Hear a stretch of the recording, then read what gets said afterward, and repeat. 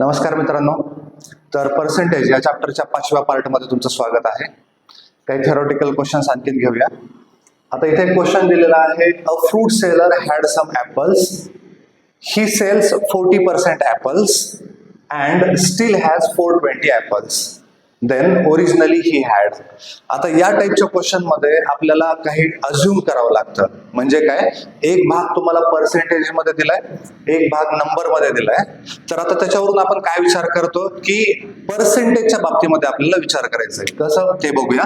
A fruit seller had some apples. सुरुवातीला त्याच्याकडे काहीतरी ऍपल्स होते, त्याने 40% ऍपल्स विकले अँड स्टील हॅज 420 ऍपल्स. आता सांगा, जर 40% ऍपल्स विकले असतील तर त्याच्याकडे किती पर्सेंट शिल्लक असायला पाहिजेत? 60% असायला पाहिजेत. बरोबर आहे. मग तेच लिहूया. आता हे 60% आहेत, पण ते काय म्हणतात की 420 ऍपल्स आहेत.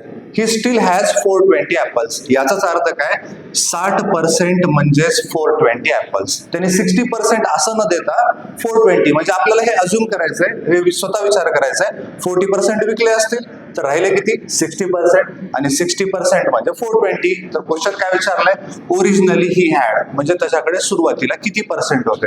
सुरुवातीला जे काही पर्सेंटेज होते ते 100%च असणार आहे. ठीक आहे. मग 100% is equal to question mark.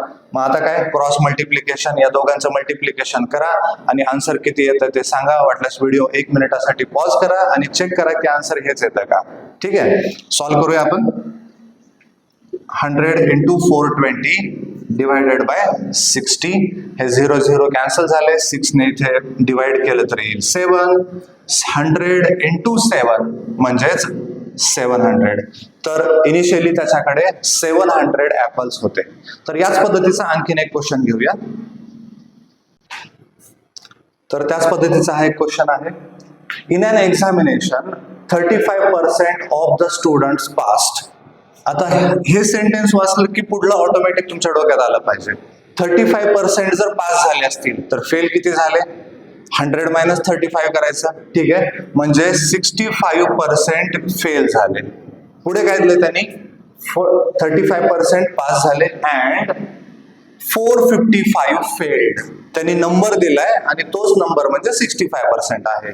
तर 65% जे की फेल झाले होते तेच आहेत 455.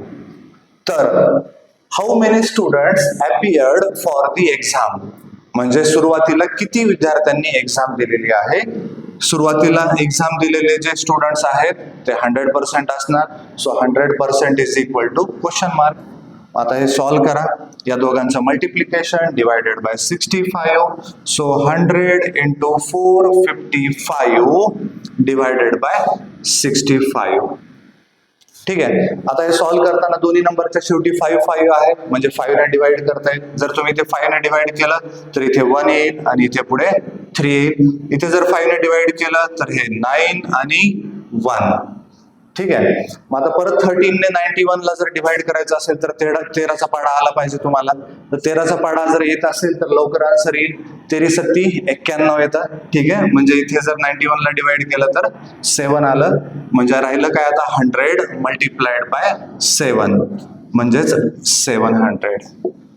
ठीक आहे. तर या पद्धतीचे जे क्वेश्चन्स दिलेले असतात त्याच्यामध्ये अर्धा डेटा दिलेला असेल, अर्धा आपल्याला अज्युम करायचा असेल. असे आणखीन कुठले क्वेश्चन असतात, तर एखाद्या गावची लोकसंख्या दिलेली असेल. समजा एखाद्या गावामध्ये 1500 पर्सन्स आहेत. टोटल पॉप्युलेशन एखाद्या गावची एवढी आहे. यापैकी मेल आणि फिमेल या 2 कॅटेगरीमध्ये डिवाइड केलेले असतील. मग आता मेलचं पर्सेंटेज जर 55% असेल तर फिमेल किती? आता 55% आहेत म्हणजे फिमेल किती असायला पाहिजेत? 45%. मग 45% काढायचे. हा नंबर असेल 100%. 100% म्हणजे 1500. तर 45% म्हणजे किती? किंवा याच क्वेश्चनला असंही देऊ शकतात, एका गावामध्ये 55% मेल आहेत आणि 45% फिमेल आहेत. आणि फिमेल 45% न देता तुम्हाला असं सांगितलं असेल की 450 फिमेल आहेत. एका गावामध्ये 55% मेल आहेत आणि 450 फिमेल आहेत. तर त्या गावची टोटल पॉप्युलेशन किती? आता हे समजू शकतो आपण. हे 55% म्हणजे हे 45%. 45% म्हणजे 450. तर 100% म्हणजे किती? तर हे या पद्धतीचे क्वेश्चन सोपे असतात. थोडीशी प्रॅक्टिस करा आणि कमेंटमध्ये मला कळवा की तुम्हाला हे समजतंय की नाही. तर पुढील भाग घेऊन येऊया लवकरच. थँक्यू.